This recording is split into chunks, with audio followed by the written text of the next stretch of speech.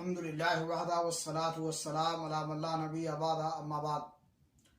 اسلامی بھائیوں، جب اللہ کے نبی جناب محمد رسول اللہ صلی اللہ علیہ وسلم کو اچھی طرح سے اطمینان ہو گیا کہ اللہ کے دین کی تبلیغ کے دوران ابو طالب ان کی حمایت کریں گے، تو ایک روز آپ نے کوہ صفا پر چڑھ کر یہ آواز لگائی، یا صباحا، ہائے صبح۔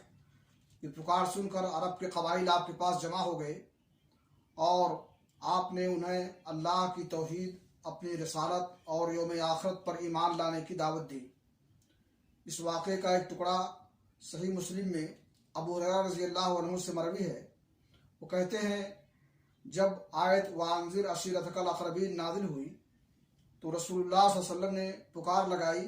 یہ پکار عام بھی تھی اور خاص بھی۔ آپ نے کہا، اے جماعت قریش، اپنے آپ کو جہنم سے بچاؤ۔ اے بنی کعب، اپنے آپ کو جہنم سے بچاؤ۔ اے محمد کی بیٹی فاطمہ، اپنے آپ کو جہنم سے بچا، کیونکہ میں تم لوگوں کو اللہ کی گرفت سے بچانے کا کچھ بھی اختیار نہیں رکھتا۔ البتہ تم لوگوں سے نسب و قرابت کے تعلقات ہیں جنہیں میں باقی اور تر و تازہ رکھنے کی کوشش کروں گا۔ یہ باغ درا غایت تبلیغ تھی۔